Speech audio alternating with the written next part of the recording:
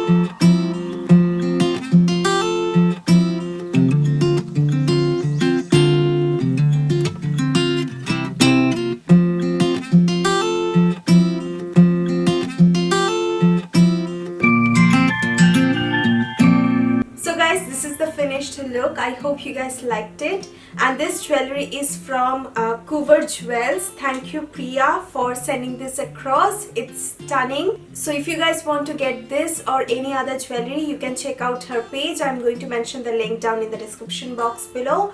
And now I want to talk about the eyeshadow palette today I have used. It is this palette. This is the In Your Elegance Nude 18 color makeup palette, and I have got this from Online Makeup India.